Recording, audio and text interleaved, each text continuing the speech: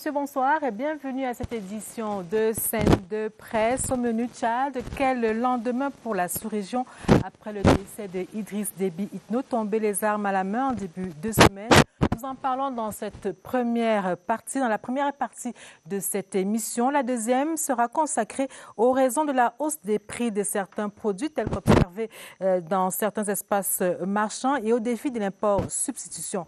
Comme nous l'avons dit, première partie donc consacrée au Tchad. Et sur le plateau avec moi, le rédacteur en chef à la rédaction centrale de la CRTV Télé, Atabadine Omar, qui revient de N'Djamena. Bonsoir et bienvenue. Bonsoir presse, bonsoir aux téléspectateurs de la CRTV. Alors, vous faisiez partie de l'équipe d'envoyés spéciaux de la CRTV aux obsèques officielles du président Idriss Déby Itno. Dites-nous quel était le visage de la capitale tchadienne lorsque vous êtes arrivé? Impression de journaliste. Nous avons eu le privilège, vous l'avez dit, de faire partie de cette équipe de la délégation officielle du Cameroun à ces obsèques officielles du défunt président tchadien Idriss Déby Itno. La délégation était conduite par le ministre de la Défense, Joseph Betty Assomo, représentant du chef de l'État, son Excellence Paul Biya. Et quand nous sommes arrivés à N'Djamena, pour répondre donc à votre question, nous avons trouvé une ville de N'Djamena calme, très calme, sereine. C'est un peu paradoxal parce que c'était une ville calme dans un pays en ébullition, il faut le dire comme ça.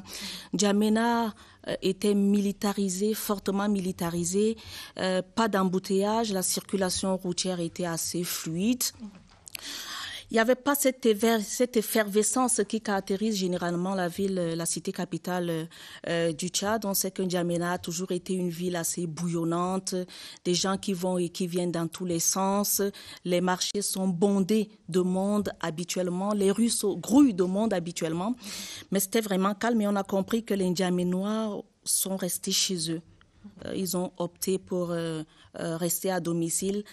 Pas parce qu'ils ont peur, ou oui, parce qu'ils ont peur, mais surtout par mesure de sécurité, certainement.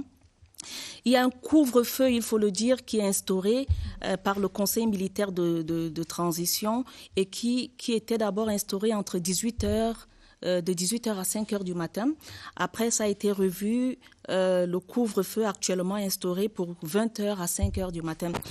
Donc, c'est des habitants de N'Djamena qui sont restés tranquilles chez eux, qui ont fait des provisions suffisamment parce que la situation sécuritaire est telle que chacun a dû prendre des dispositions pour prévoir les lendemains parce qu'on ne sait pas de quoi demain sera fait.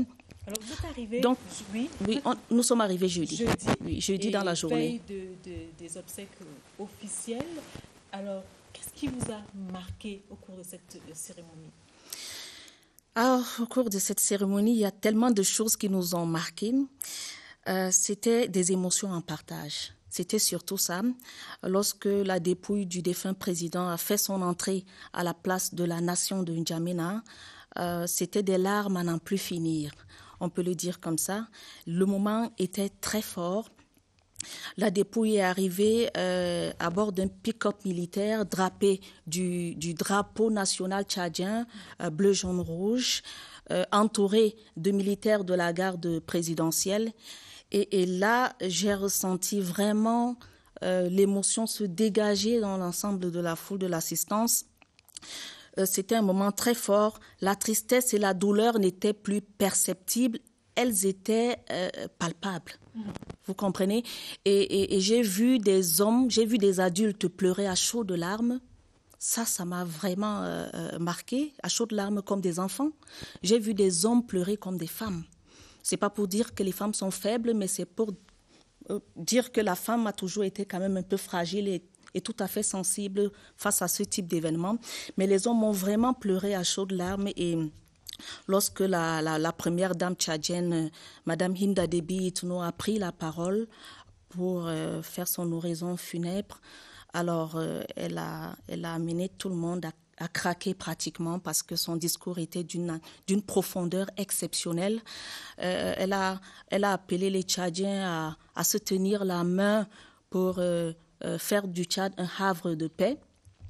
Elle a appelé les Tchadiens et puis elle a dit elle a dit quelque chose qui m'a un peu secouée. Elle a dit, quand elle achevait son discours, elle a dit le peuple tchadien vous a aimé et vous remet aujourd'hui à Dieu.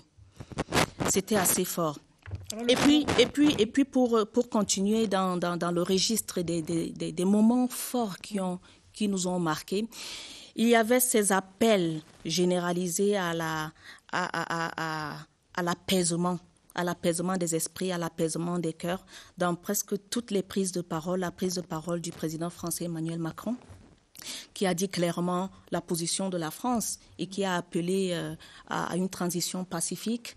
Il y a le président en exercice de l'Union africaine, Félix Tshisekedi, qui a également appelé à cette paix-là. Alpha Condé, le président de Guinée, a également fait la même chose.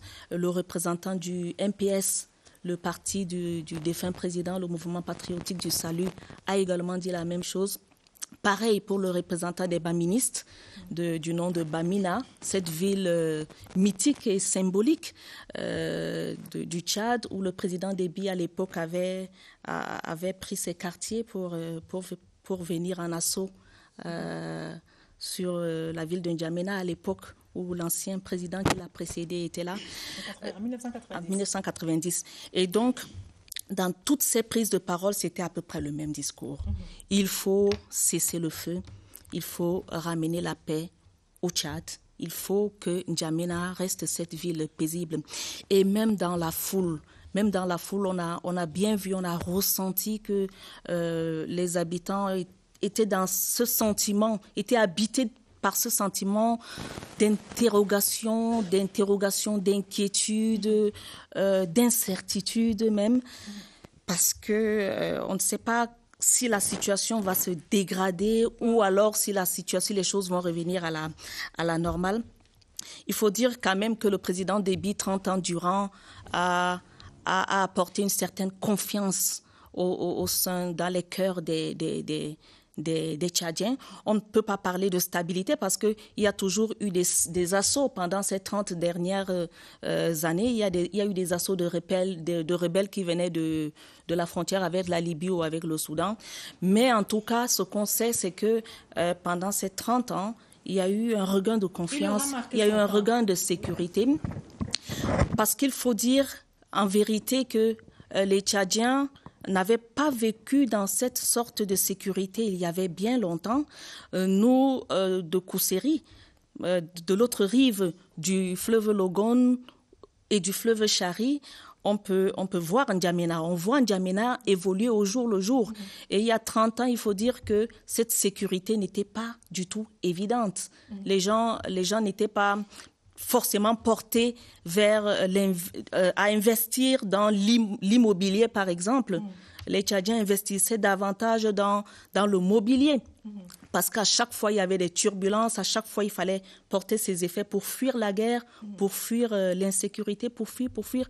Et donc, ce qu'on constate à partir de Kousséri, à la frontière camerounaise, c'est que pendant ces 30 dernières années, quand même, on a vu des immeubles pousser, on a vu des Tchadiens construire en matériaux solides et définitifs. Alors, justement, parlant de cette frontière, côté Cameroun, lorsque vous revenez au Cameroun, quel est le sentiment qui anime ceux qui sont à la frontière, le long de la frontière. Écoutez, ce qu'il faut dire ici, c'est vrai, c'est pas quand je reviens au Cameroun parce qu'on prend le vol en N'Djamena pour une escale à Maroua et puis après on vient à Yaoundé. Mais ce qu'il faut dire, c'est que les habitants de Kousséri et les habitants de N'Djamena ont toujours fusionné. On se souvient en 2015, par exemple, lorsque le Tchad, sollicité par le Cameroun, avait envoyé cet impressionnant convoi de véhicules militaires pour soutenir le Cameroun dans la lutte contre Boko Haram. On se souvient d'une population de Kousséri qui est sortie en masse pour applaudir ces près de 400 véhicules militaires tchadiens qui venaient en renfort au Cameroun, qui a applaudi à tout rompre, qui a scandé des chants de bienvenue, qui a levé les mains au ciel en signe de victoire. pour dire bienvenue, voilà, pour dire bienvenue et pour dire nous sommes ensemble, nous sommes pratiquement les mêmes peuples de part et d'autre de la frontière. Et il faut dire que Kousséri, le Cameroun et le Tchad, les populations, les peuples de l'extrême nord, du Logo-Néchari en particulier, les peuples de l'autre côté du Tchad partagent beaucoup de choses ensemble. Ils partagent pas seulement la frontière géographique, pas seulement la frontière géographique. Le Cameroun et le Tchad, c'est des liens historiques, c'est des liens socio-économiques, mais ces peuples-là partagent la même culture. Et donc partagent la même douleur. Partagent la même douleur, partagent les mêmes rites, les mêmes repas, les mêmes traditions et la même douleur. Donc voilà, et je voulais aussi dire dans le chapitre des points qui nous ont marqués en tant que Camerounais, en tant que reporter camerounais également, au cours de cette cérémonie d'hommage national au président défunt Idriss Déby Itno, c'est cette gerbe de fleurs qui était portée par la délégation camerounaise, qui était portée par le ministre de la Défense, qui a été invité à venir déposer la gerbe du couple présidentiel pour les Chantal Biya. Et c'était, si je dis que c'était l'une des gerbes les plus magnifiques, je n'exagère pas du tout. C'est entendu. C'est entendu. Merci Atta pour ce témoignage de reporter. Je rappelle, vous étiez envoyé spécial de la CERTV à N'Djamena pour donc couvrir les obsèques officielles du président Idriss Déby Itno, décédé en début de semaine. On se retrouve juste après cette petite transition.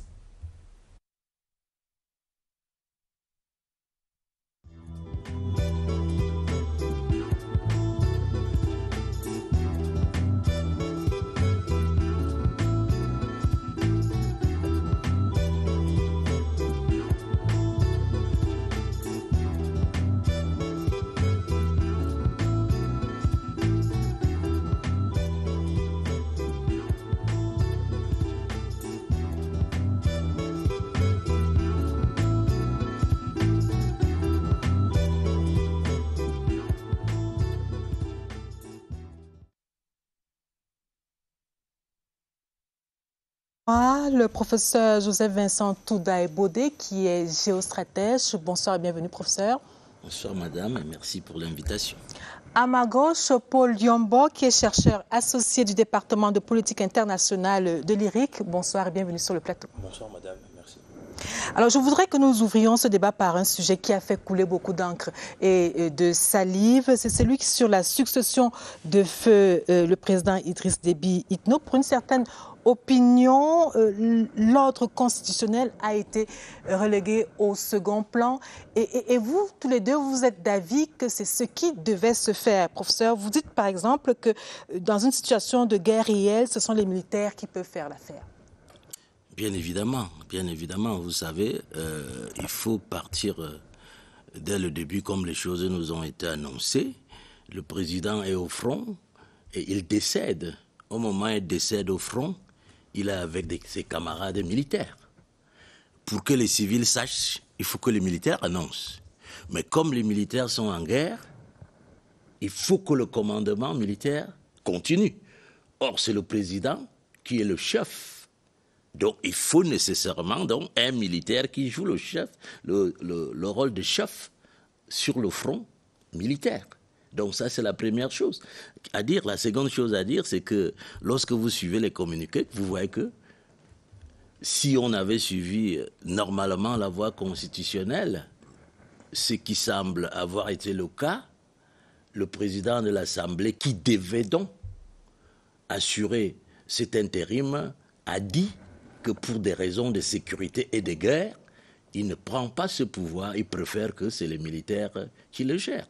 Donc, je peux dire, à situation exceptionnelle, mesure exceptionnelle. Cela ne signifie pas que il ne faut pas que les militaires rétrocèdent le pouvoir, le moment venu, aux civils. Mais cela signifie que par rapport au contexte, à la conjoncture et à la vie des soldats engagés au front, il fallait un commandement militaire. Alors, c'est le même avis est partagé par Paul Luambo. Vous dites que quand il y a une situation trouble, le jeu entre les institutions formelles et informelles s'active pour préserver la stabilité du régime et la paix sociale.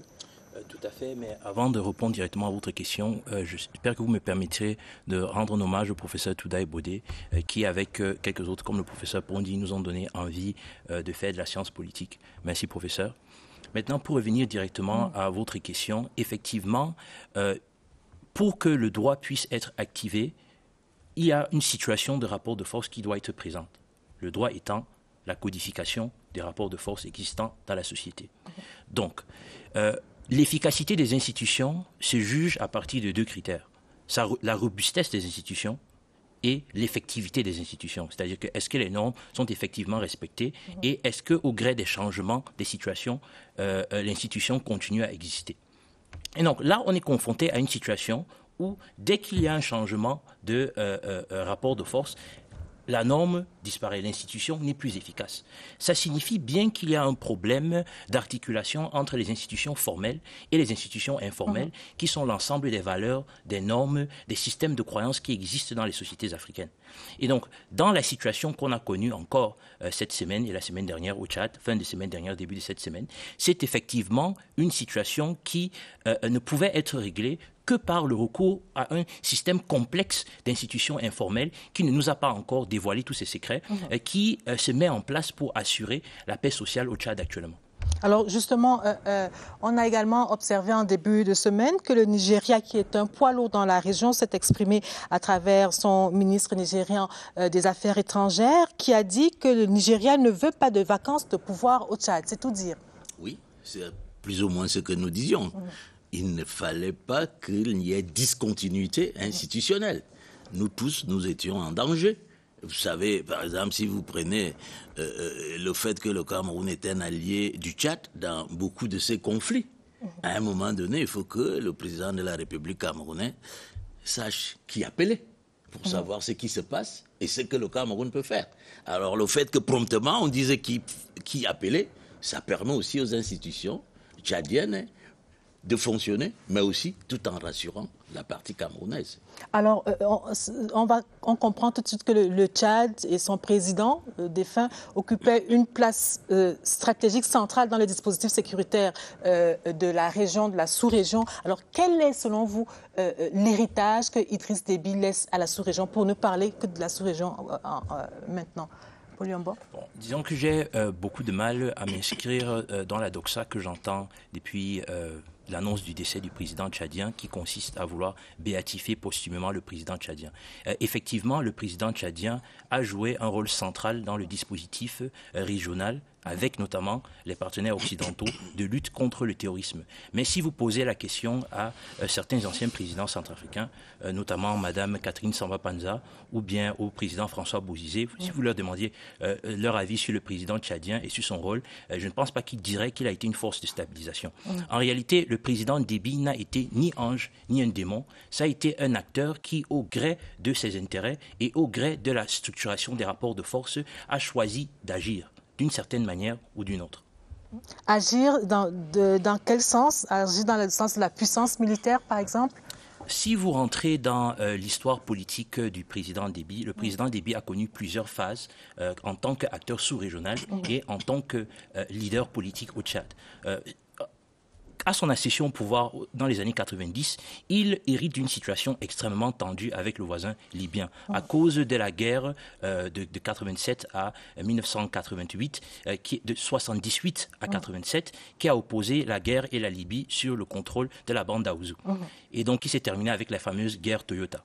Et donc, pendant les 8 premières années de son mandat, il a à gérer une situation extrêmement tendue avec la Libye. Avec un voisin hostile. Exactement. Et la Libye, c'est l'un des pays africains les plus armés à l'époque parce qu'ils ont beaucoup de moyens liés au pétrole. Ensuite, au tournant du millénaire, à peu près l'année 2003, où le pipeline Tchad-Cameroun est supposé être construit, les caisses du Tchad sont renflouées avec des pétrodollars, et le Tchad choisit d'investir massivement dans l'armement militaire.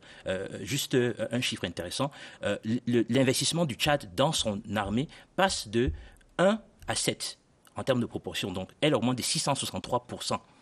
dans l'investissement militaire. Donc vous comprenez que l'option qui a été prise par le président Déby au tournant des années 2000, ce n'est pas d'investir massivement dans l'infrastructure domestique comme d'autres pays comme la Guinée équatoriale l'ont fait quand ils ont reçu des pétrodollars, mais il a choisi d'investir dans le militaire. D'abord pour stabiliser son territoire et ensuite, l'affrontement avec le Soudan va le montrer, pour jouer un rôle d'hégémon sous-régional. Parce que le président Déby s'est servi 2 fois du Soudan pour reprendre le pouvoir à N'Djamena. Et donc, étant également de l'ethnie Zagawa, qui est présent des deux côtés de la frontière Tchad-Soudan, il est conscient, en fait, de l'importance stratégique que le contrôle de ce qui se passe dans les autres, dans les pays frontaliers a pour le Tchad. Ensuite, donc, une fois qu'il a pacifié ses rapports avec Khartoum, parce qu'il faut savoir que le Tchad soutenait en sous-main des groupes milices au Soudan, et le Soudan le leur rendait très bien. Et d'ailleurs, en 2006, le président tchadien a failli perdre le pouvoir à cause de cela.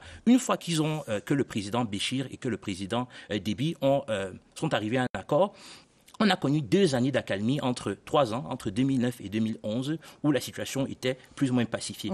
Et là, donc, après le décès de Kadhafi, c'est rebolote, nouvelle instabilité dans la sous-région.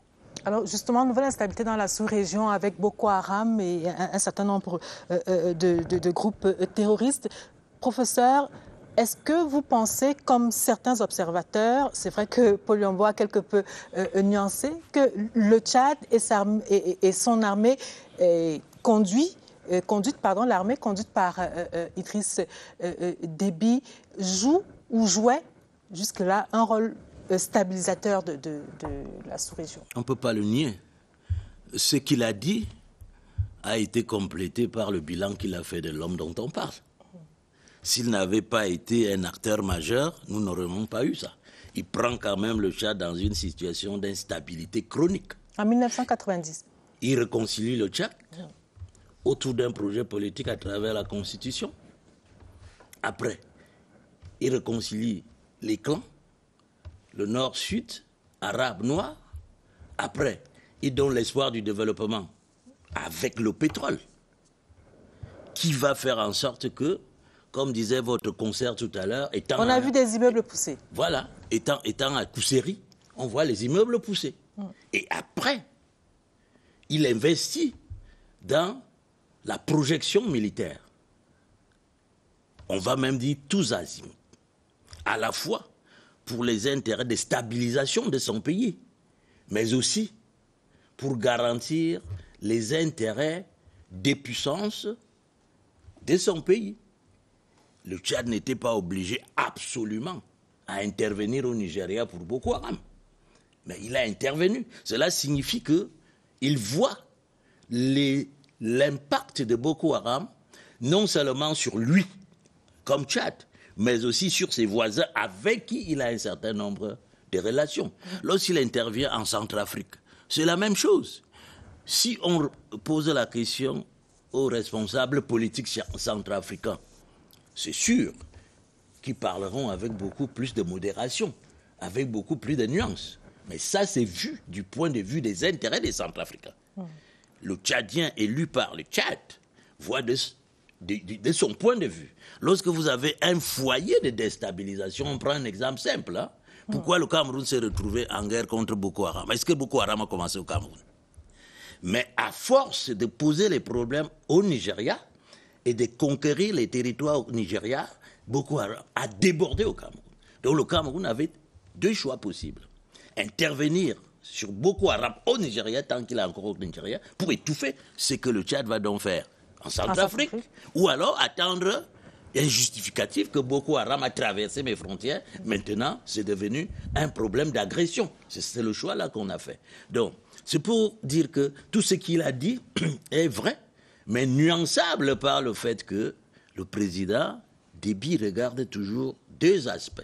La sécurité et la stabilité du Tchad, qui peut se construire à partir de l'intérieur ou de l'extérieur. D'un côté, la stabilité sous-régionale, parce que nous sommes dans différents types d'alliances, les cercles concentriques, la CEMAC, la CAC, l'Union africaine, l'Europe, l'ONU, ainsi de suite. Il y a un certain nombre d'engagements qu'on prend dans ces différents niveaux qui, à un moment donné, doivent être mises en place et il faut que quelqu'un accepte de le faire. Et je crois que, sur ce plan-là, par rapport à ce qu'on pouvait dire du Tchad, au moment où il arrive au pouvoir, il a massivement fait. Militairement et diplomatiquement. Militairement, en allant lui-même au front, puisqu'il est tombé au front. Et vous, Paul Yombo, vous dites qu'il devait y aller. C'est-à-dire que ce que je dis, c'est que la présence du maréchal président Idriss Déby au front n'est pas surprenant, eu égard à l'histoire du Tchad. On peut rentrer jusqu'à peut-être la période précoloniale. Les historiens diront qu'il y a la résurgence de l'inconscient historique du Tchad, parce que les leaders militaires du Tchad de la période précoloniale, des royaumes qu'on a connus, le royaume du Kanem par exemple, avec les leaders Safi, c'était des guerriers féroces militaires. Donc il y a une longue tradition du chef militaire qui est à la fois un chef politique et un chef militaire. Donc on est légitime que si on est un chef militaire et un chef politique. C'est-à-dire qu'il y a plusieurs formes de légitimité qui existent. Il y a la légalité, disons la légitimité légale rationnelle du leader central du président que le président Idriss Déby exerçait normalement. Mais en plus de cela, eu égard à la structuration de l'architecture politico-militaire du Tchad, qui est fortement ancrée dans une culture militaire. C'est-à-dire que les hauts responsables politiques du Tchad, en grande partie, sont aussi des militaires. Il fallait que le président de la République, maréchal par ailleurs, puisse aussi se servir du levier de légitimité militaire pour pouvoir avoir une mainmise, disons, un contrôle et le respect de toute l'architecture administrative du Tchad. C'est entendu. Alors, le président Idriss Déby Itno est donc décédé. Que faut-il craindre pour la sous-région? On a entendu ce qu'il a pu faire pendant 30 ans pour stabiliser et son pays et stabiliser et la sous-région. Maintenant qu'il n'est plus, que faut-il craindre pour la sous-région? C'est une question que nous avons posée aux journalistes. Réponse dans la rubrique édito.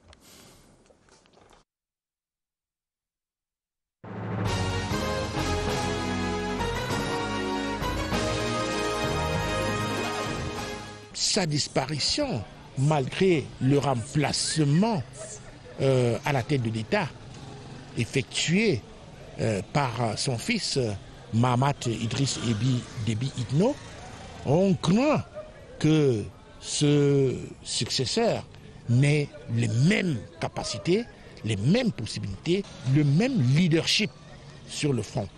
Oui, vous savez, le président Déby était un guerrier, il le disait lui-même. On a eu besoin du Tchad au Sahel, dont les militaires jouent un rôle très très important. L'armée française, qui est l'une des armées les plus puissantes au monde, reconnaît que l'armée tchadienne est une armée bien formée, bien aguerrie et qui mène des opérations de manière assez courageuse. Les résultats sont là, on le constate. Je pense que le général Mahamat, qui est aux commandes du CMT, sera à l'image de son père. Rien de ce qui se passe au Tchad en ce qui concerne l'insécurité et la stabilité est nouveau à cette armée tchadienne. C'est vrai que le maréchal Idriss Déby Itno, par sa présence, par son expérience, incarnait quelque chose de plus fort. Le nouveau chef d'État, président du Conseil national de transition, n'a pas les mêmes compétences, n'a pas la même expérience que son défunt prédécesseur et père. C'est pour cela qu'il faut craindre, naturellement, aussi bien au plan interne qu'au plan international, que la mort d'Idriss Déby ne soit un coup véritablement dur pour la stabilité, pour la paix dans la région d'Afrique centrale. C'est un élément déterminant, on ne peut pas le renier. Il y a un élément également très important. Vous savez, le Tchad, le président Déby avait une estime particulière pour le Cameroun. Je me souviens, en 2017, nous étions en conférence à N'Djamena. C'était au mois de septembre, lorsque Boko Haram a fait une incursion pratiquement aux portes de Kousséri. Et notre conférence a été interrompue parce que le président Déby est allé à la tête d'un convoi militaire il est rentré dans Kousséri et il a accompagné son armée, n'est-ce pas, jusqu'à la frontière du Nigeria. Et je me souviens de cette phrase, il a dit, quand il est rentré, il a fait une conférence le soir à la télévision, il a dit, lorsque le Cameroun est agressé, c'est le Tchad qui est attaqué. Pour des raisons géostratégiques, je ne pense pas que la vision de la chose va changer. Je pense que le cap sera gardé pour, pourquoi pas, garder cet héritage du feu maréchal qui avait toujours voulu qu'il y ait la stabilité dans la sous-région et au Sahel.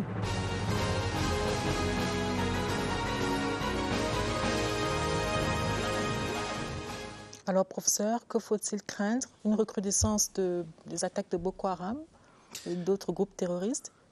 On ne peut pas le dire à ce moment-ci. Je crois qu'il y a une sorte de continuité, non seulement parce que c'est le fils, mais aussi parce que le fils était aux affaires avec son père. Donc, dans la plupart des postures des politiques publiques élaborées, il était partie prenante. Ça, c'est la première chose. La deuxième chose, c'est qu'une fois qu'il partage la même vision avec le fils, le père, là où on peut se poser les questions, c'est est-ce qu'il aura la capacité qui se joue à deux niveaux? La soutenabilité économique, financière, mais aussi la permanence de la volonté politique en fonction des contraintes. Et les contraintes ici, il y en a beaucoup. J'ai dit tout à l'heure que nous sommes dans des alliances concentriques, en cercle concentrique. Lorsque vous prenez la CEMAC, celui dont il se rapproche un peu en expérience, c'est donc le Centrafricain qui vient d'être élu. Les autres, il est pratiquement leur fils. Et comme ils n'ont pas la même durée au pouvoir, il serait donc tenté, il peut être tenté, lorsqu'il les consulte, de davantage écouter ce qu'ils disent que de réagir immédiatement pour un pays qui est en conflit.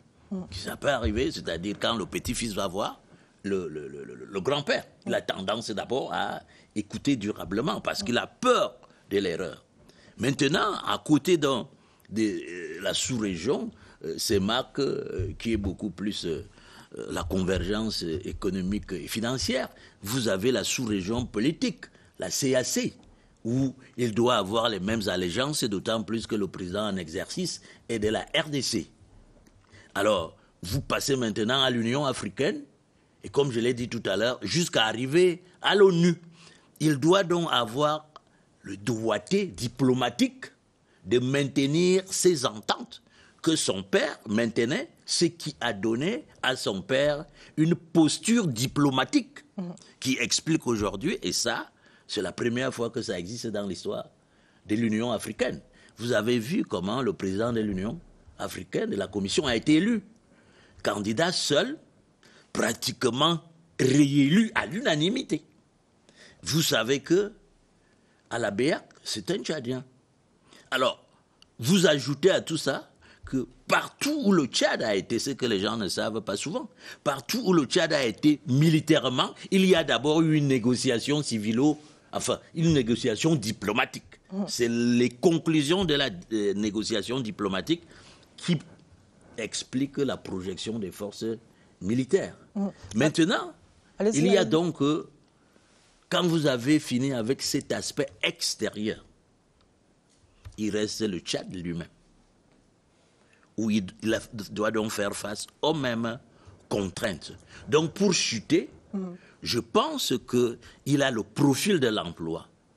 Mais il faut que la conjoncture et son tempérament l'aident, parce que la chance se joue aussi beaucoup en politique. On va revenir sur lui. D'ailleurs, il y a un portrait qui nous sera proposé dans la suite de cette émission par Augustin Guizana, le portrait du nouvel homme fort de la République du Tchad. Je voudrais que nous restions sur les craintes, les appréhensions qui pourraient animer les pays de la sous-région du fait du départ du président tchadien. Le Tchad était considéré jusque-là comme un verrou en termes de sécurité dans la sous-région. Est-ce que vous pensez que ce verrou sera maintenu? Bon, j'aimerais ajouter à ce que, tout en m'inscrivant dans ce que le professeur Touday Bodé a dit, que effectivement le vice-président du Conseil national de transition a déjà réaffirmé la volonté du Conseil de continuer la politique qui a été engagée par le président maréchal Idriss Déby. Et donc, il donne ainsi des gages à la communauté internationale qui, effectivement, était pris de frayeur. C'est-à-dire que face à la mort de Idriss Déby, que va-t-il advenir de notre alliance stratégique avec le partenaire tchadien qui n'hésitait pas à engager des soldats? On le rappelle, il y a aujourd'hui 1850 sur 6000 soldats de la force du G5 Sahel qui sont tchadiens. Ils sont également majoritaires. Et en première ligne. Hein? Exactement, en première ligne à cause de la culture stratégico-militaire particulière des soldats tchadiens. Et donc, effectivement, le CNT a donné des gages à la communauté internationale et à leur partenaire stratégique, la France, dont le président a assisté aux obsèques du président Déby, ce qui est un signal très important, qui est un message très important. Ce CNT-là, donc, a donné des gages qu'elle allait continuer la politique engagée par le président maréchal Idriss Déby. Maintenant, pour ajouter encore aux contraintes internationales que le professeur a citées, il y a des fortes contraintes politiques par rapport à la capacité du nouveau homme fort du Tchad à maintenir l'équilibre précaire que son père a construit.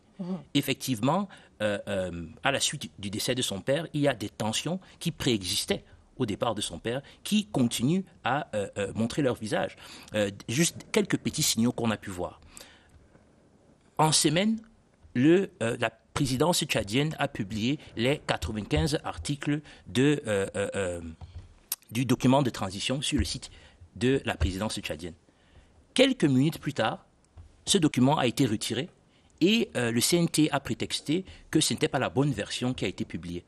Mais quand on rentre dans le détail, on se rend compte qu'effectivement, dans cette première version-là, il y a des éléments qui pouvaient ne pas forcément arranger tous les composantes, notamment ethniques, parce qu'il faut savoir que le président Déby, qui a construit son MPS en exil en 1989 au Soudan, justement, a dû faire avec une alliance ethnique assez hétérodoxe. Exactement, assez hétérodoxe pour pouvoir arriver au pouvoir. Donc, il y a autant de contraintes que le nouvel homme fort du Tchad, auquel le nouveau homme fort du Tchad devra faire face. Ensuite, il n'est pas certain aussi que la junte militaire actuellement gouvernante au Tchad va choisir de poursuivre après les 18 mois avec le jeune président. Donc, il y a autant de choses qui sont en train de se jouer au Tchad.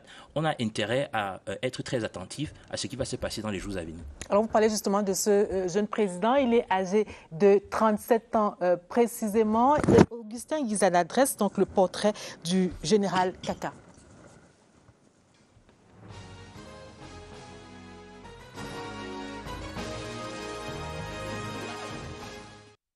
Tel père, tel fils. Voici le nouvel homme fort du Tchad. 37 ans. Mahamad Idriss Déby Itno est un militaire moulé au groupement des écoles militaires interarmées du Tchad. Né le 1er janvier 1984, Mahamad Idriss Déby Itno ne va apprendre que le métier des armes. Il ira d'ailleurs en perfectionnement dans un lycée militaire français. Le retour au pays natal s'est fait dans un contexte de tension sociale et autres revendications politiques contre le régime de N'Djamena. C'est ainsi qu'il intègre la garde présidentielle et gravit tous les échelons. L'un de ses faits d'armes, il le réalise à 25 ans. En effet, en 2009, Idriss Déby Itno fils a fait échec à une coalition des rebelles d'Ambam à l'est du Tchad. En 2013, il est nommé commandant en second des forces armées tchadiennes. Il conduit les troupes de ce corps d'élite sur les théâtres des opérations au Mali où le terrorisme sévit. Le voici à 37 ans face à l'histoire. Conduire un conseil militaire vers une transition paisible au Tchad. S'il a ouvert la voie aux consultations avec les forces vives tchadiennes, il reste que les rebelles du Front pour l'alternance et la concorde, le FACT, n'ont pas encore dit leur dernier mot. Mahamad Idriss Déby Itno porte aujourd'hui le Tchad sur son dos.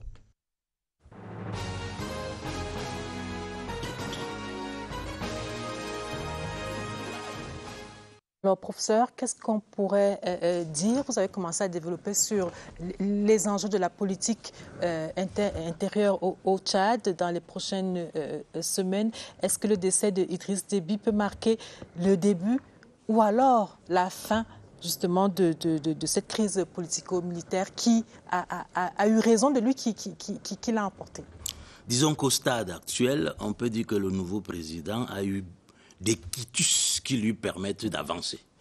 Parce que le discours du président français, le discours ou la déclaration de la CEMAC, la déclaration de la CAC, la non-condamnation très ferme de l'Union africaine, tout cela indique que même au niveau européen et des Nations Unies, on risque d'être un peu tolérant avec lui. Mais si vous voyez aussi qu'on lui a fixé un agenda. Oui, l'Union européenne appelle à une transition limitée et à un retour rapide à l'ordre constitutionnel. Au dialogue inclusif. Son grand défi, c'est, comme ailleurs, c'est que comporte la notion d'inclusivité. Alors, est-ce que ça veut dire, j'ai lu ce soir qu'ils ont dit qu'ils ne négocieraient rien avec les rebelles. Alors, l'inclusivité a donc deux faces. Il y a d'abord la face militaire.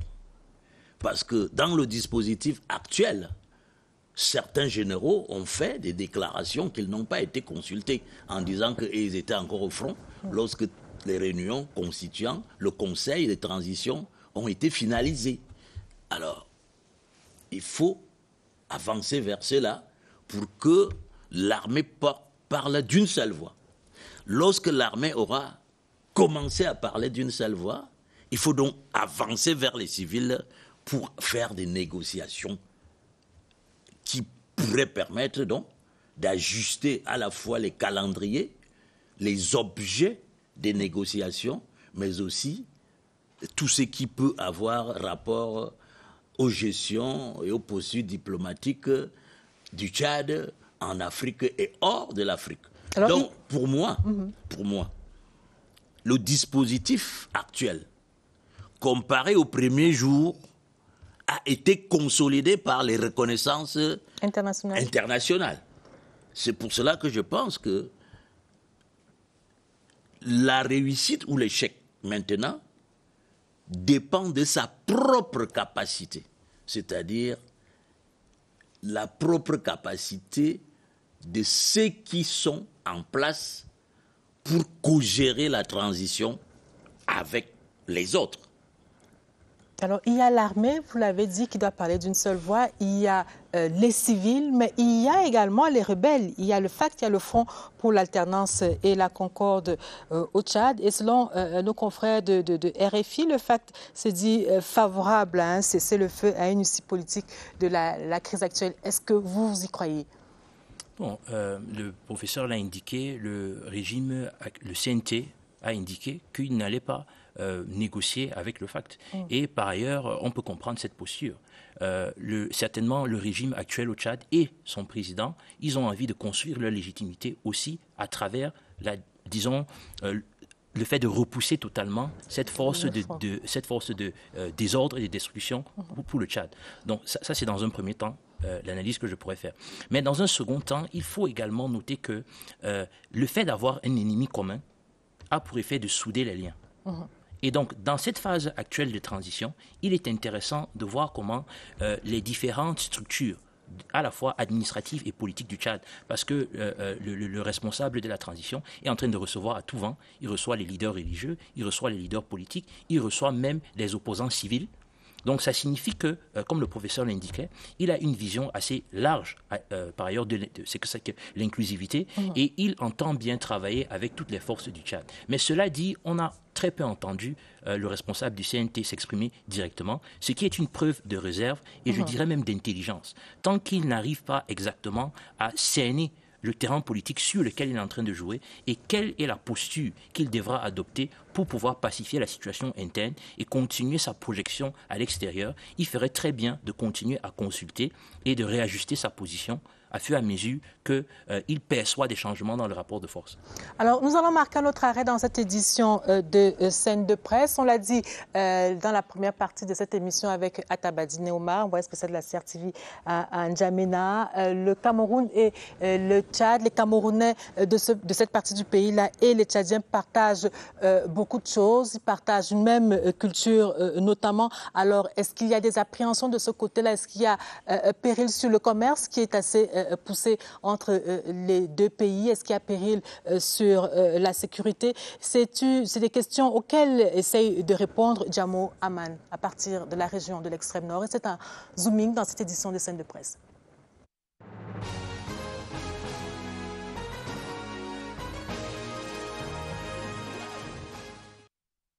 Les activités socio-économiques tournent au ralenti des deux côtés des rives du fleuve Logon qui sépare la ville de Bongoro, Tchad, à celle de Yago au Cameroun.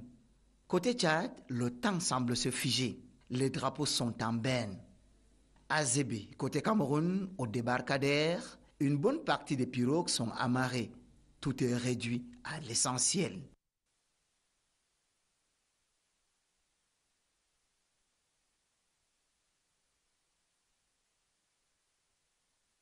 Pour s'assurer de l'exécution des consignes sécuritaires, l'autorité administrative est descendue sur le terrain.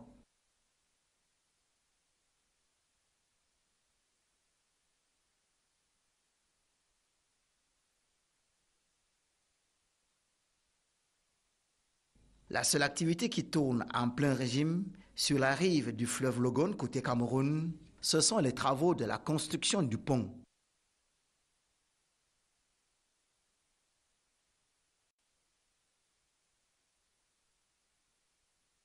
Tous les riverains n'ont qu'un seul souhait ici, la reprise des activités commerciales.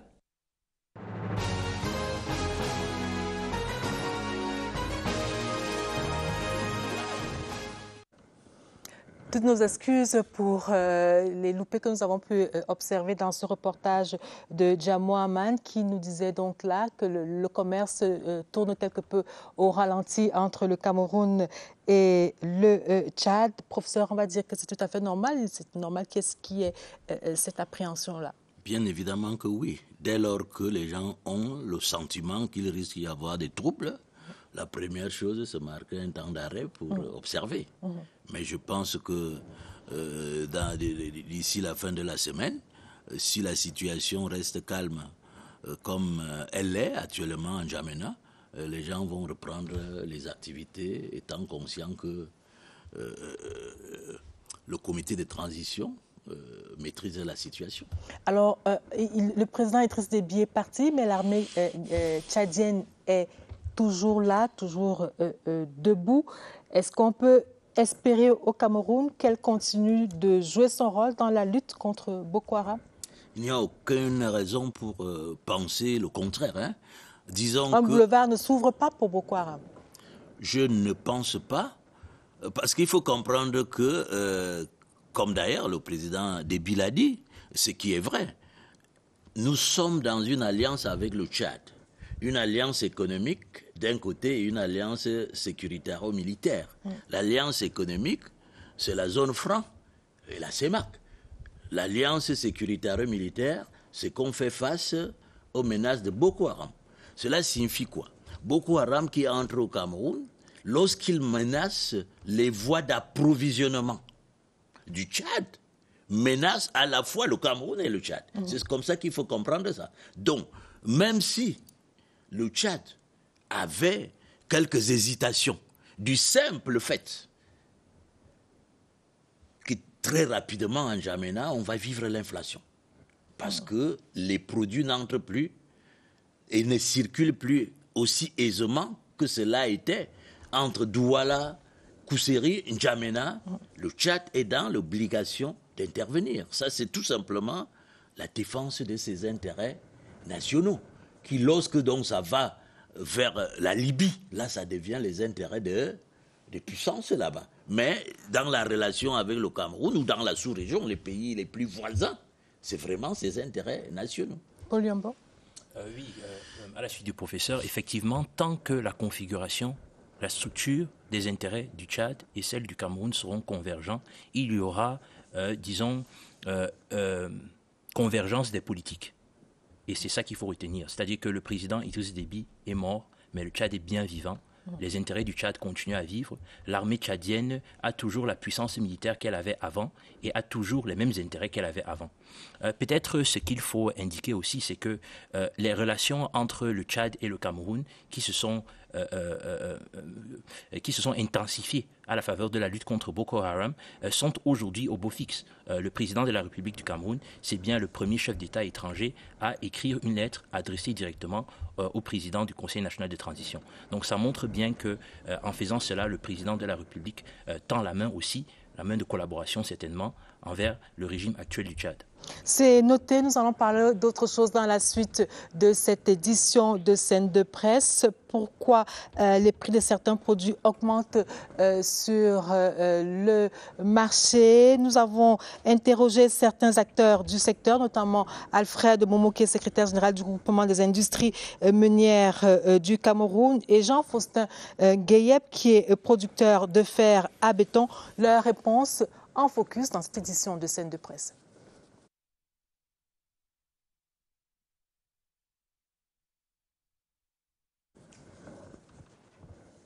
Alors nous allons retrouver ces acteurs dans la suite de cette édition de Scène de presse, le temps d'une petite transition.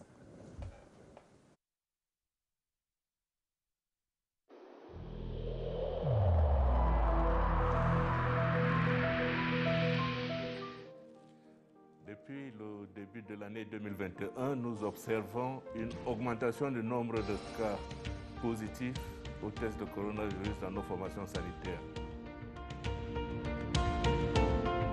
Pour se protéger, ayons toujours notre masque à portée de main pour l'arborer lorsqu'on est face aux autres populations. Nous devons régulièrement laver nos mains, soit avec un gel hydroalcoolique ou au besoin de l'eau et du savon.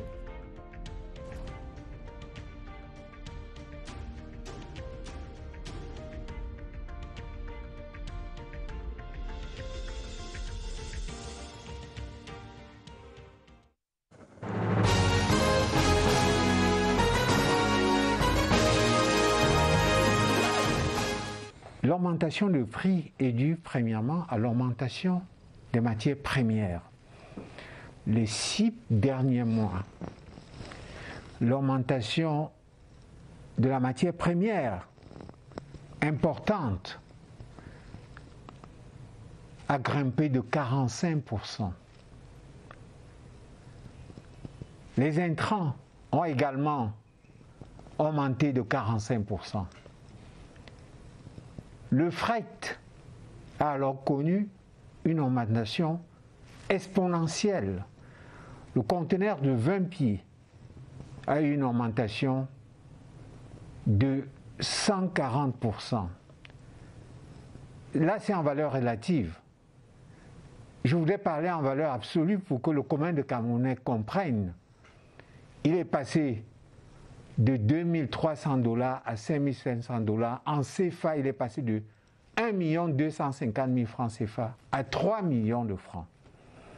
Devant une situation pareille, les prix ne peuvent qu'augmenter.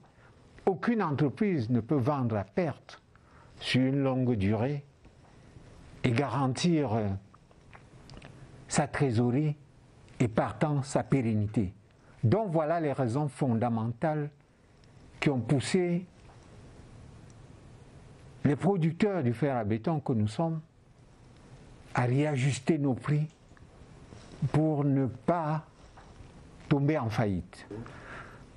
Naturellement, nous attendons à ce que le ministère du Commerce, d'ailleurs le ministre nous a dit, que le fer à béton fait partie des produits dont les prix sont encadrés.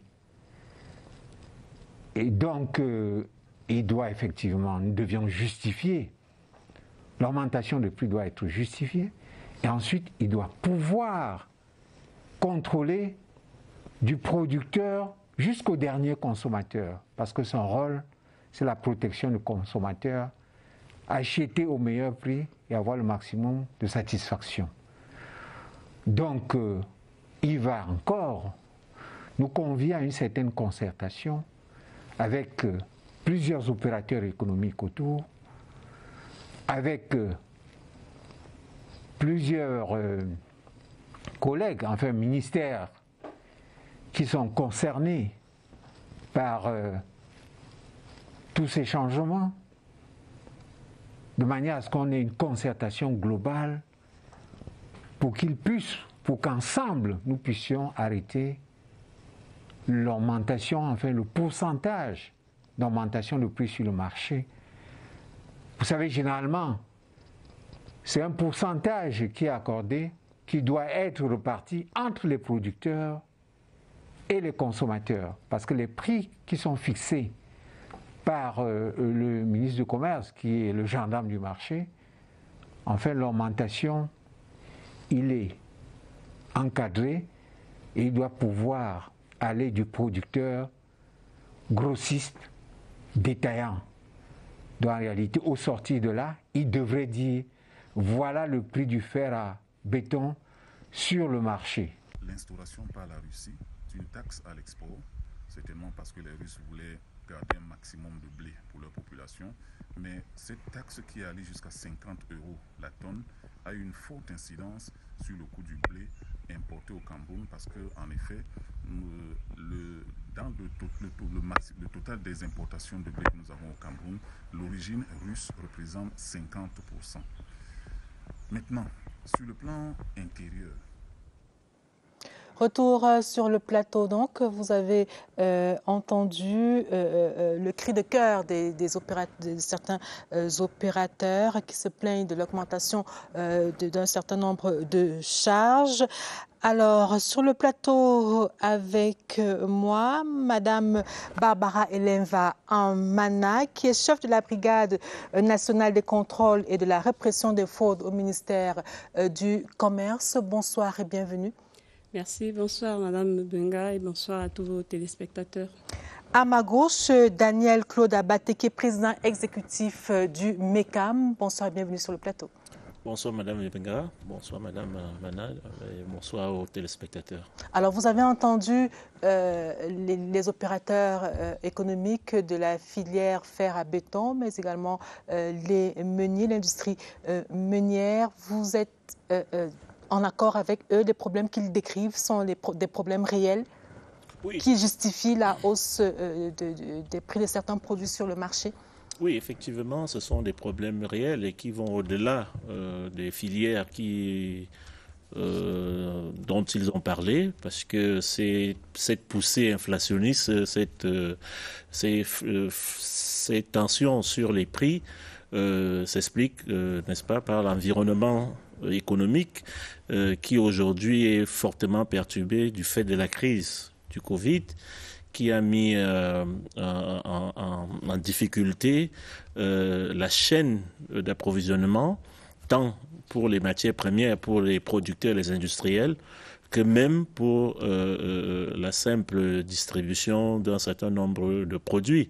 Et naturellement, quand les coûts à la fois des intrants ou des matières premières augmentent, naturellement, ça se répercute sur la chaîne de valeur et les prix augmentent. Donc cette situation est une situation effectivement réelle, est une situation qu'on observe d'ailleurs qu'on a commencé à observer dès la fin du 4e trimestre 2020 et qui de plus en plus avance. Et comme l'a dit d'ailleurs un des intervenants dans votre reportage, c'est à la fois les coûts du fret, le fret, pour ceux qui importent des marchandises ou pour ceux qui importent de la matière première, que même les coûts fixes ou variables de produits. Parce que ce qu'il faut savoir, Madame Benga, c'est que le Covid a entraîné un ralentissement très fort de l'activité économique. Les usines ont fermé pendant longtemps et la reprise n'a pas été évidente.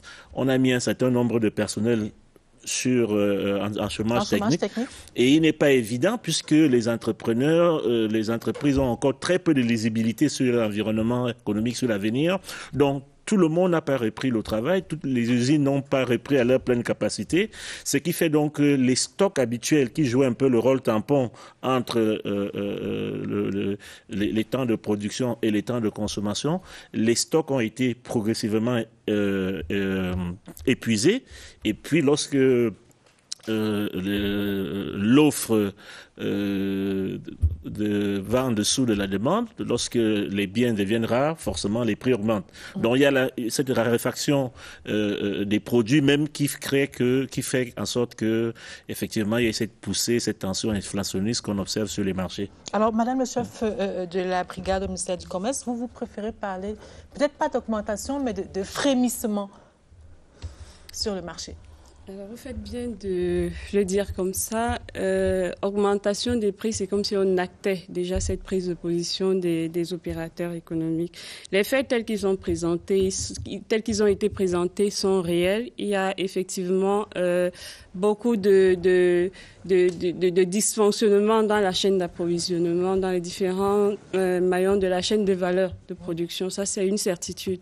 Mais comme l'a d'ailleurs précisé l'un des intervenants dans votre focus tout à l'heure, les prix de certains produits de grande consommation sont administrés au Cameroun, sont encadrés. Alors, je voudrais que pour nos différents publics, que vous puissiez clairement nous l'expliquer. Lorsque vous dites que les prix sont administrés, qu'est-ce que cela veut dire? Alors, ça veut qu'un opérateur économique ne peut pas décider unilatéralement d'augmenter. Vous avez tout dit. C'est exactement ça. Quelles que soient les circonstances, un opérateur économique ne peut pas décider pour ces produits-là précisément d'augmenter de façon unilatérale les prix. Pourquoi? C'est vrai, les difficultés sont réelles. Nous l'admettons. Il y a effectivement un gros problème dans l'approvisionnement en matières premières. Il y a un gros problème avec les coûts de fret qui s'explique de façon tout à fait objective. Mais en même temps, la variable d'ajustement prix serait trop facile. Si chaque fois qu'il y a un soubresaut, chaque fois qu'il y a un frémissement dans le déroulé des activités, tout de suite, il faille que le consommateur paye les frais. Il y a un gros problème. Il est arrivé de bons moments où les activités se déroulaient de façon tout à fait sereine, où nos opérateurs économiques réalisaient des chiffres inestimables.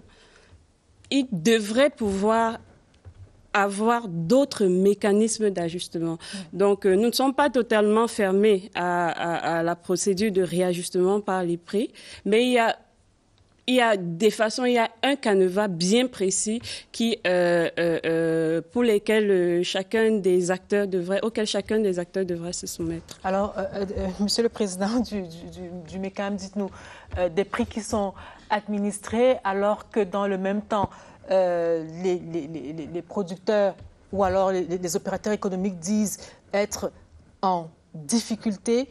Comment est-ce que vous voyez la chose? Est-ce qu'il faut absolument remettre tout à plat aujourd'hui alors que peut-être hier vous aviez une conjoncture plus ou moins favorable sans que le consommateur final ne le ressente? Est-ce qu'aujourd'hui, fatalement, il faut que le consommateur final ressente que ça se passe mal pour vous? Non, je ne partage pas la position de Mme Mana pour la simple raison qu'elle dit elle-même que les prix ont toujours été encadrés.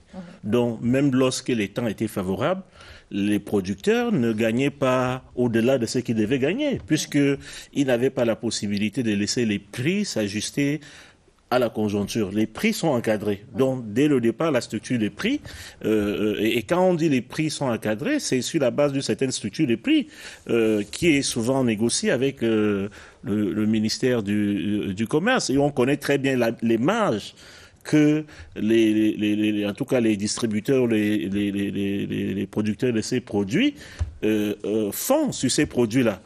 Et lorsqu'on voit que cette structure des prix aujourd'hui est fortement perturbée, pour ne pas dire totalement obsolète au regard des évolutions des coûts, des matières premières et autres, et des transports, il est important que cette structure des prix soit répercutée.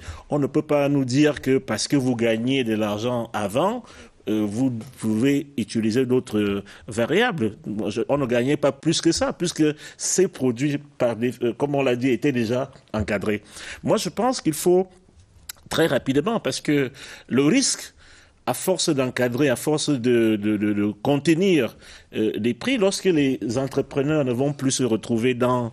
ils vont tout simplement ne vont plus se retrouver dans leurs opérations, il y a un risque d'arrêt de l'activité. Et au final, le consommateur n'aura pas le produit dont il a besoin et ça risque de créer encore d'autres, en tout cas amplifier cette tendance inflationniste qu'on observe ici comme ailleurs. Alors justement, parlant de cette tendance inflationniste, Madame le chef de la brigade, est-ce que vous pensez pouvoir continuer à la contenir, cette tendance? Avant de répondre à votre question, je voudrais un peu rebondir sur ce qu'a dit le président, en disant que à force de pressurer un petit peu les opérateurs économiques, finalement, on court vers une activité nulle, une activité économique nulle. Mais je voudrais quand même relever que l'effet inverse aussi, il faut prendre cela en compte. C'est-à-dire qu'à force de presser le consommateur, finalement, ils produiront pour rien du tout. Parce que si les consommateurs ne peuvent pas acquérir ces différents biens et services, ça ne vaudra pas la peine. Leurs activités non plus ne seront pas rentables. Sachant que le problème qui se pose également aujourd'hui, c'est le pouvoir d'achat. Tout à fait. Il faut en tenir compte. Donc, il y a un juste équilibre qu'il faille définir et c'est dans ce sens que nous travaillons. Même quand on parle d'encadrement des prix, l'objectif n'est pas d'empêcher les opérateurs économiques de réaliser leurs activités. Non, bien au contraire. Les opérateurs économiques sont un partenaire de l'État, de l'administration. Je dirais même que c'est la mamelle nourricière de l'administration à travers les impôts, à travers toutes leurs actions en faveur de la République en général. Donc, mais n'empêche que, je reviens dessus, il faut bien tenir compte de la réalité du terrain qui est que le consommateur, qui est déjà dans ce contexte d'ailleurs fortement touché par la crise sanitaire, ne devrait pas en plus de ça vivre une crise économique. Il s'en sortira pas de toutes les façons. Il a même d'ailleurs relevé le président en disant que la crise sanitaire a entraîné un fort ralentissement de l'activité, autant l'activité du secteur productif, mais également c'est l'activité de la consommation des populations. Donc il faut toujours il faut toujours trouver cet équilibre qui permette de ne pas casser la chaîne.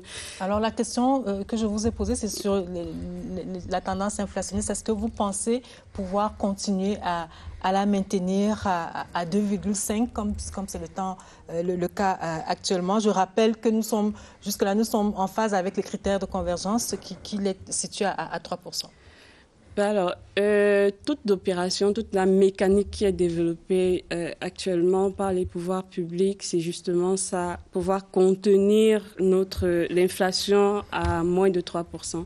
Parce qu'il faut le dire, il faut quand même que l'opinion publique soit renseignée là-dessus.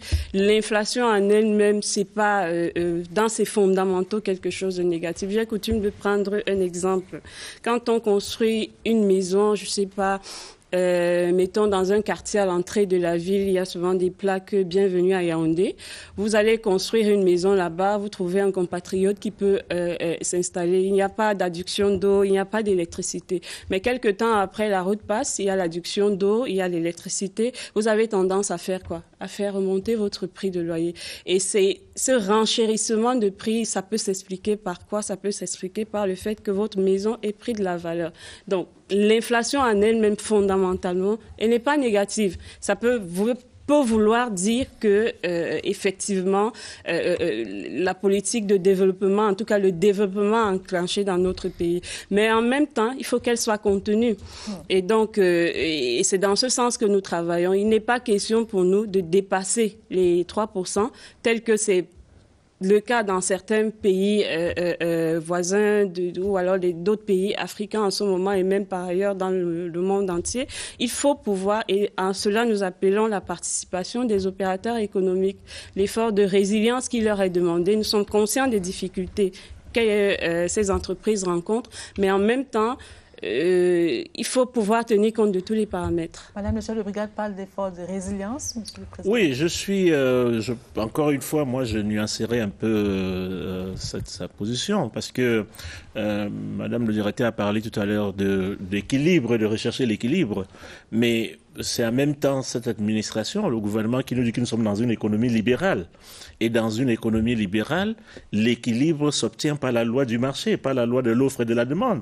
C'est-à-dire qu'on ne peut pas concevoir que dans une économie libérale comme la nôtre, les producteurs peuvent se donner le loisir de fixer les prix comme ils veulent. Ça ne se fait pas. Il faut le laisser au marché, naturellement. Donc, les encadrements, les contingents, les mesures pour contenir ces flambées des prix, pour nous, sont un peu des distorsions, n'est-ce pas, à l'économie libérale qui est la nôtre, sont des distorsions au marché. Donc, elles-mêmes, ces mesures doivent être prises avec beaucoup plus de flexibilité pour tenir compte des dynamiques et des évolutions du marché. On ne peut pas être dans un environnement de hausse durable des prix comme le cas et continuer à parler qu'il faut continuer à demander aux opérateurs économiques de contenir les prix. Nous disons que l'État, l'administration doit également être très attentive à ce qui se passe sur le marché, parce que c'est la réalité du marché en réalité qui conditionne l'économie. Étant entendu que l'offre et la demande sont appelées à s'équilibrer d'une manière ou d'une autre, il y aura toujours un seuil au-delà duquel les prix ne peuvent pas s'élever compte tenu de la demande. Donc nous, ce que nous demandons, c'est vraiment qu'il y ait beaucoup plus de réactivité, de flexibilité, et même, je dirais, que ces mesures de contingence ou de contentement, ou j'ai envie de dire des mesures d'encadrement, voilà, les mesures d'encadrement qui sont prises soient vraiment le plus flexibles et soient revues continuellement au regard des évolutions de l'économie ou du marché. Alors je voudrais qu'on s'arrête sur un produit de grande consommation qui pour le moment n'est peut-être pas menacé, mais sait-on jamais, il s'agit du pain. On a écouté il y a quelques instants le secrétaire général des industries meunières qui nous a dit ce qui se passe avec le blé, dont le prix a augmenté sur le marché. Alors, Madame le chef de brigade, est-ce que vous pouvez nous garantir à nos téléspectateurs qui nous écoutent en ce moment que le prix du pain ne va pas grimper demain, c'est-à-dire que les opérateurs du secteur ne vont pas répercuter la hausse des prix du blé sur le consommateur final. Qu'est-ce qui est fait pour éviter cela? Alors, vous faites bien de citer cet exemple. Je reviens un petit peu à l'inquiétude de Monsieur le Président quand il parle de rigidité un petit peu dans l'administration, l'encadrement des prix. Il faut peut-être rappeler que la législation camerounaise prévoit ces mécanismes-là. C'est vrai, nous avons des mécanismes de fixation vraiment rigides des prix. C'est le cas, par exemple, pour le gaz domestique où l'État a fixé un prix. Et après, il faut dire quand même aussi qu'il fixe un prix pour le gaz domestique ou pour le carburant à la pompe. Mais quand il y a des variations à la hausse, l'État prend celui d'endosser ces variations-là. Il y a ce type de fixation des prix. Mais également, la loi de 2015 sur l'activité commerciale a introduit une disposition plus loisible pour tout le monde. C'est la pratique des prix concertés. Et l'exemple du blé, justement, le cas du blé est un exemple patent de cette procédure-là. Pourquoi? Parce que la variation qui a été actée sur le prix du blé fait l'objet, justement, d'une concertation entre les pouvoirs publics, entre le secteur aval de la production de la farine, c'est-à-dire les meuniers, mais également le secteur amont, les boulangers qui sont utilisateurs de cette farine. Et l'une des résolutions fermes de cette concertation, ça a été le maintien du prix de la baguette de 200 grammes à 125 francs dans tout le territoire national. Et c'est un engagement que les pouvoirs publics ont pris vis-à-vis des populations et il va être maintenu. Lorsque vous dites que le prix sera maintenu à 125 francs, la baguette de 200 grammes, on a envie de vous opposer la diminution de la marge des distributeurs. Alors, c'est bien ce que... Alors, à partir du moment où les distributeurs voient leur marge diminuer, comment ils font pour ne pas répercuter ça aux consommateurs? Il y a les distributeurs, mais il y a entre le distributeur et le consommateur final le petit détaillant, le commerçant. Le distributeur, oui. Alors, je vous ai dit la fixation des prix. De cette méthode, ce canevas de fixation des prix par la concertation entraîne un certain nombre d'engagements de part et d'autre. J'ai parlé tout à l'heure de la résilience qui est sollicitée de la part des opérateurs, de la part des acteurs de la chaîne de production. Ça en fait partie. Il n'y a pas que le distributeur qui a subi dans ce secteur-là. Même en amont de la chaîne, les meuniers, on leur a accordé, il a été décidé une légère augmentation, mais qui ne couvre pas la totalité des coûts, des surcoûts induits par ces variations sur le plan international. Donc, à chaque niveau de la chaîne de production du pain, il a été demandé aux opérateurs de faire un effort en tenant compte, bien entendu, de leur contingent. C'est-à-dire que la marge n'est pas rendue nulle, elle a juste été un petit peu revue à la baisse compte tenu de la circonstance actuelle. Alors, on parle du blé dans un pays où on cultive le manioc, on cultive le plantain, la patate. On parle du blé pour fabriquer le pain, produit de grande consommation. La question ce soir est de savoir à quand les pains de manioc, de plantain et de patates en grande quantité. C'est une question que nous avons posée au secrétaire général du groupement des industries meunières, Alfred Momo, qui est en focus dans cette édition de Scène de Presse.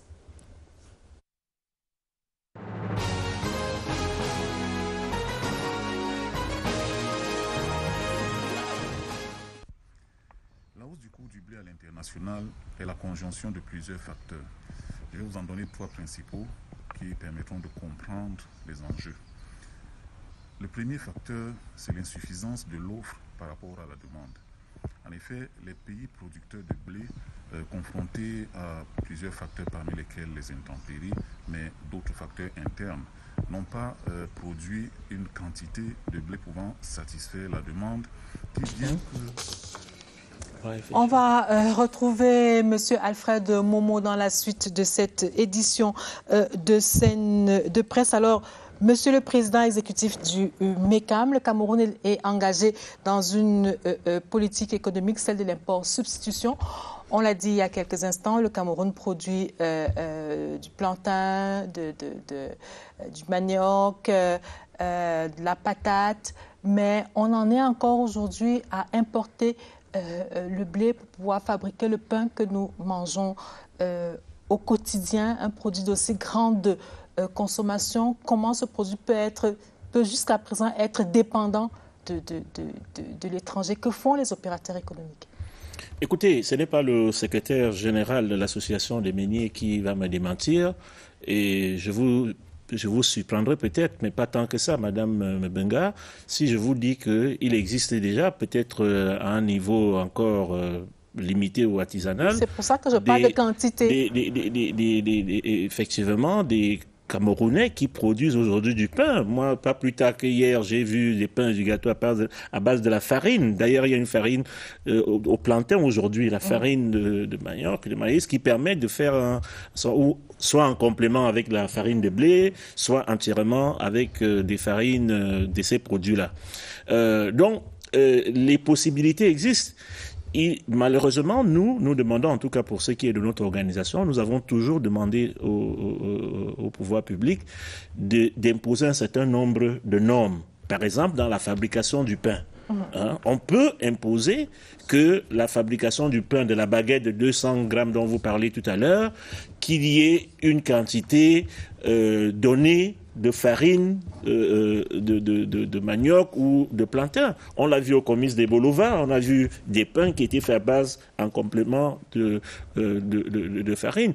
Tant que cela n'est pas imposé, tant que cela n'est pas laissé à la liberté des opérateurs économiques, comme c'est malheureusement le cas, naturellement, cela ne va pas se faire. Qu'est-ce que vous insinuez? C'est une question de volonté politique? Qu'est-ce que vous voulez dire concrètement? Bon, je ne sais pas si c'est une question de volonté politique, mais ce que je sais, c'est qu'en matière économique, c'est au pouvoir public de tracer la voie. Mais la voie a déjà été tracée? Non, la voie est tracée en termes d'exhortation.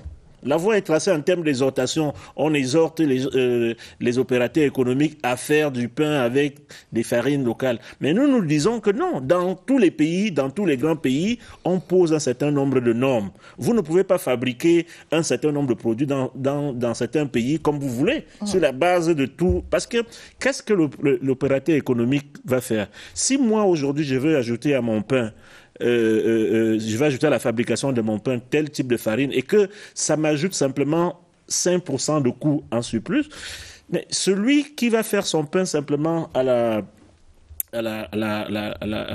farine simple va continuer de produire et vendre beaucoup moins cher et avoir cette tendance-là. Donc nous pensons que il faut absolument encadrer. C'est là où il faut l'encadrement, Madame Mana. C'est pas la liberté. De deux. Le vrai problème aujourd'hui, Madame Benga, vous avez parlé des quantités. En réalité, les PME camerounaises souffrent de problèmes d'un manque d'équipement qui leur permet de produire en quantité.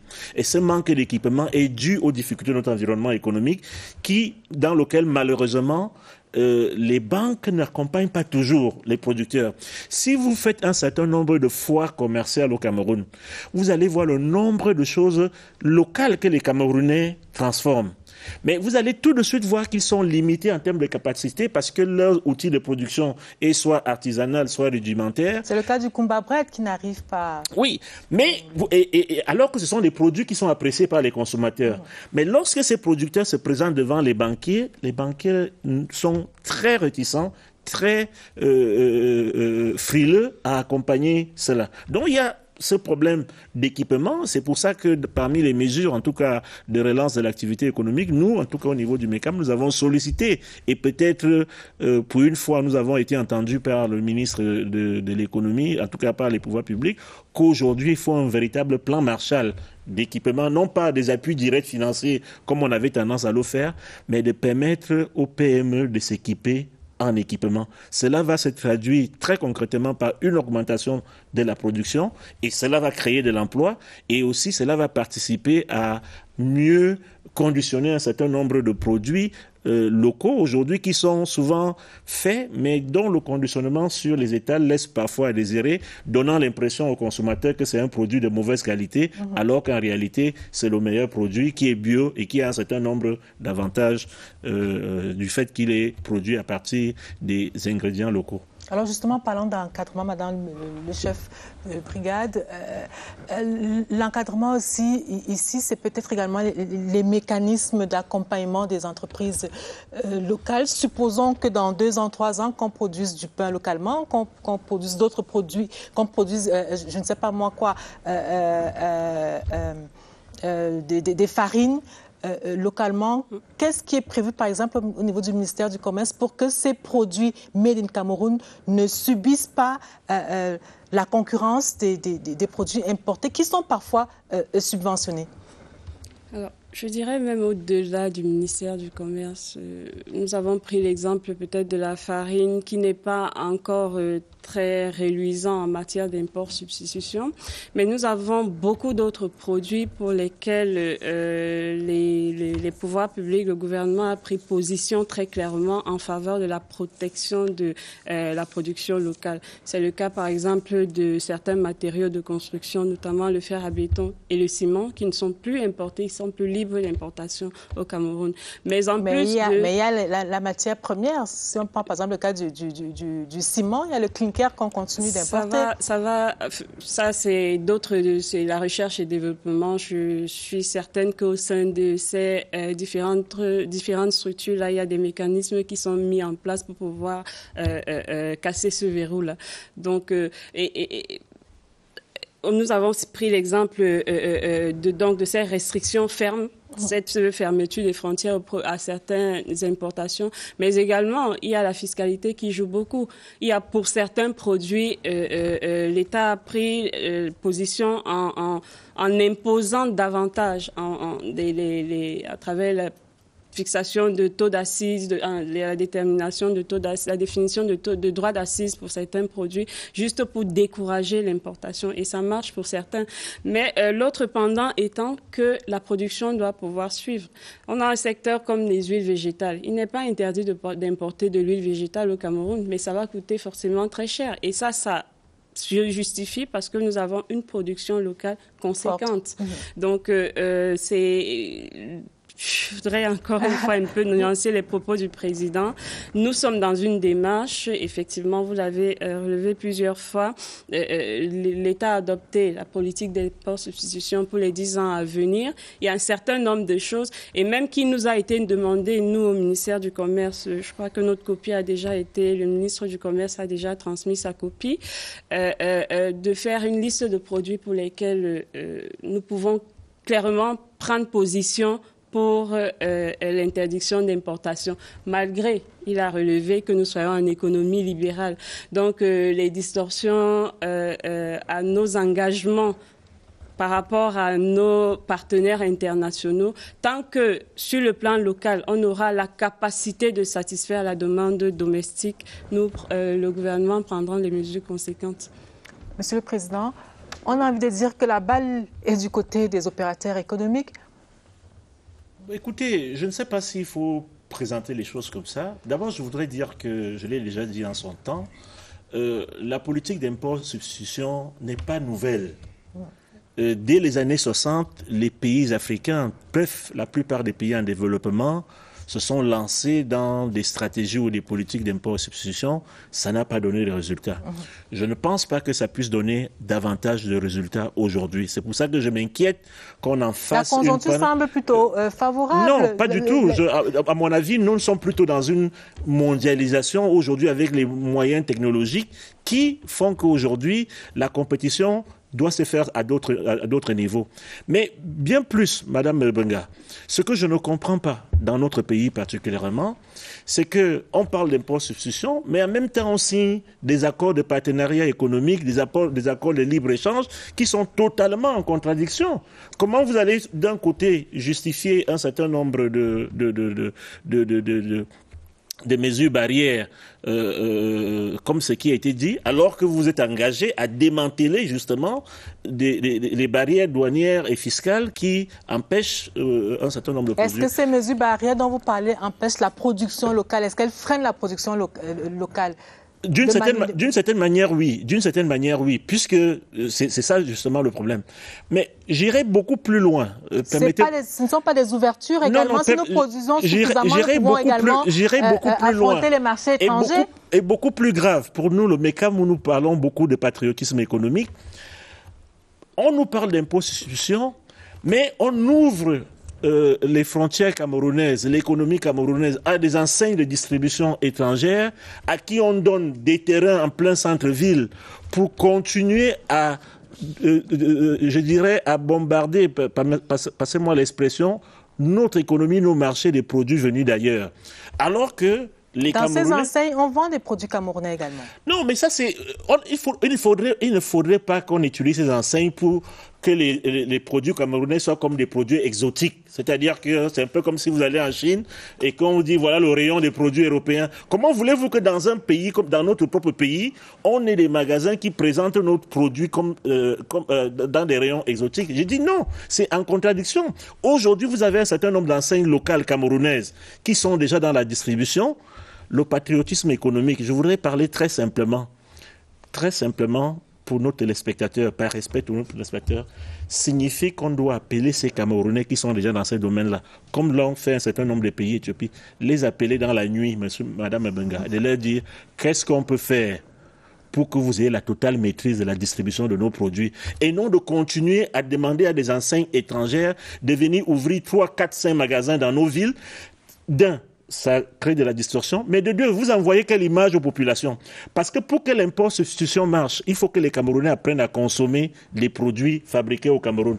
Mais lorsque vous amenez des enseignes étrangères qui viennent présenter leurs produits, vous envoyez l'image à votre propre peuple que les produits qui viennent d'ailleurs sont meilleurs que vos produits. Donc c'est pour ça que je dis qu'il faut qu'on soit cohérent dans notre pays. Lorsqu'on dit on opte pour un certain nombre de stratégies, il faut absolument que ces stratégies s'accompagnent avec des mesures cohérentes qui vont dans le sens de ce qu'on veut obtenir. On ne peut pas d'un côté vouloir faire de l'import-substitution, vouloir protéger l'industrie locale, mais en même temps signer des accords de partenariat qui ouvrent notre économie à la concurrence et autres, et donner aussi à des enseignes étrangères autant de place. On a même vu ces enseignes étrangères parfois sont inaugurées, lorsqu'elles sont inaugurées, tout un parterre du gouvernement qui va à l'inauguration de ces enseignes. Donc, je voudrais le dire en tant que président d'une organisation patronale qui prône le patriotisme économique, il faut qu'on soit sérieux dans notre pays si on veut vraiment reprendre le contrôle de notre économie et aussi défendre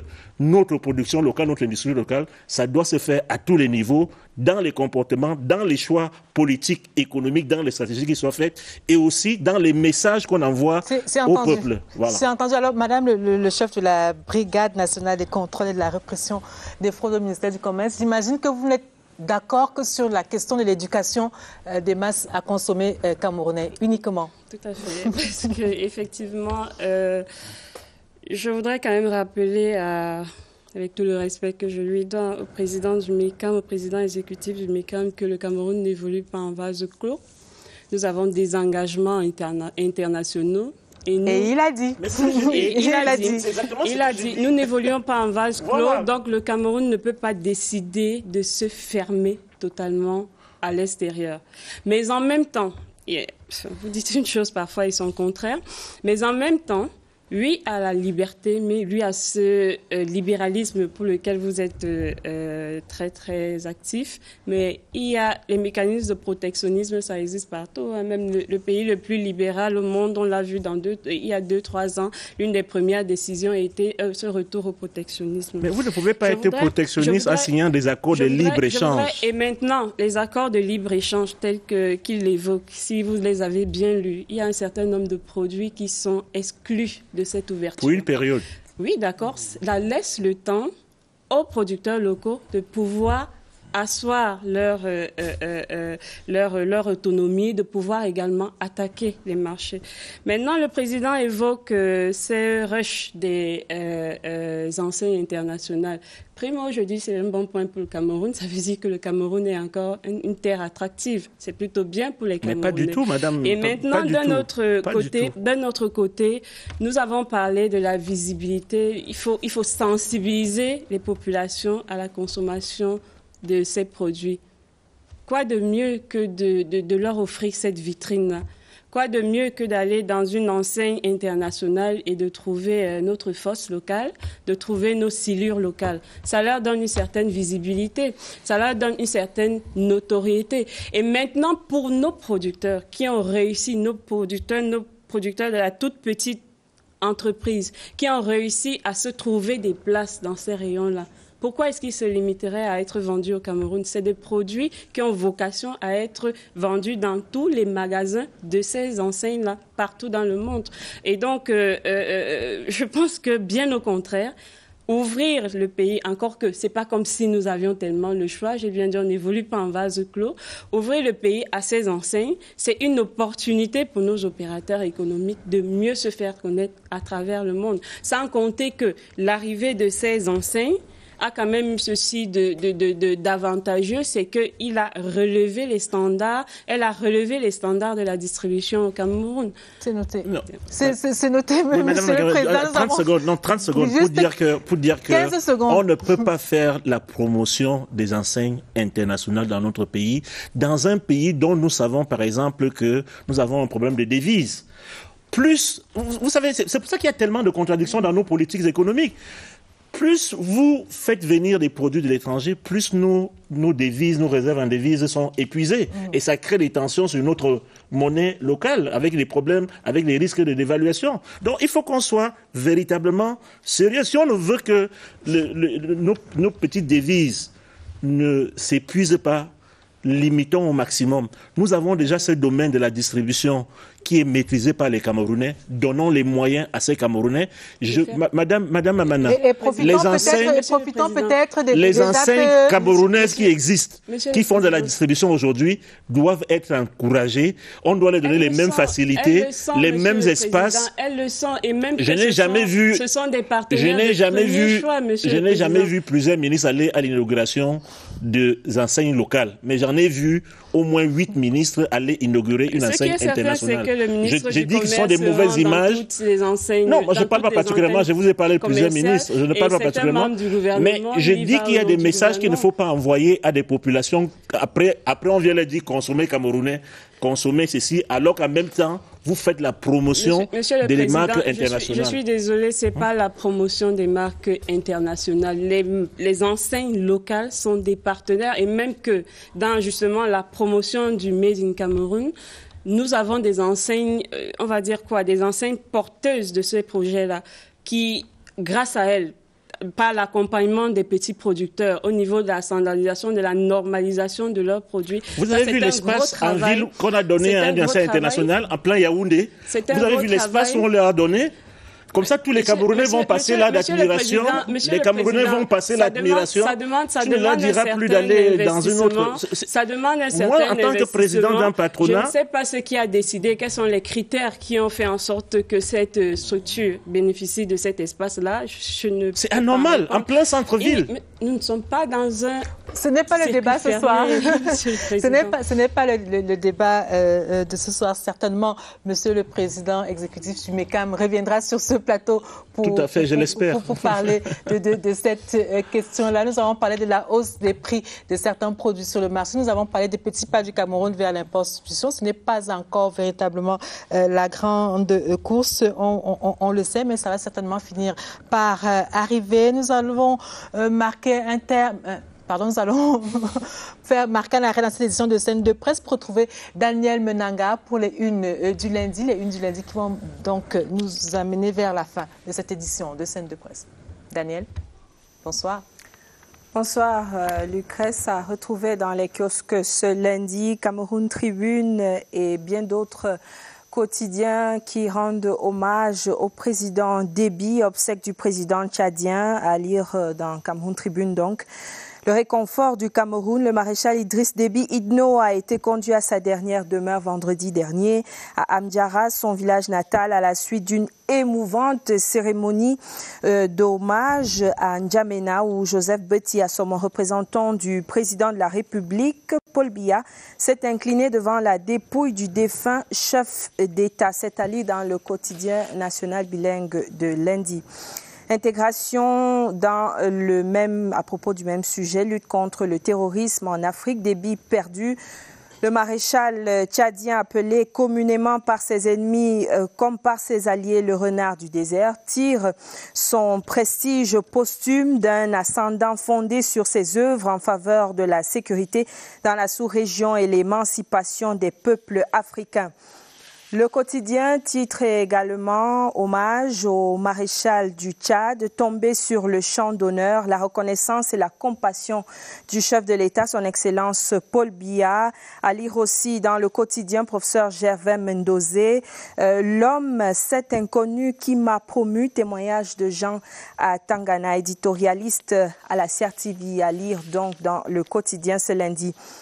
Les 10 news, déviance en milieu scolaire, le phénomène prend de l'ampleur, consommation à grande échelle des substances psychotropes par les élèves, organisation à ciel ouvert des relations peu orthodoxe, élèves poignardés à mort par leurs camarades et la liste n'est pas exhaustive. Retrouvez ce sujet-là dans les colonnes de Ladies News ce lundi. Défi actuel agro-industrie, Sodecoton, objectif 600 000 tonnes par an.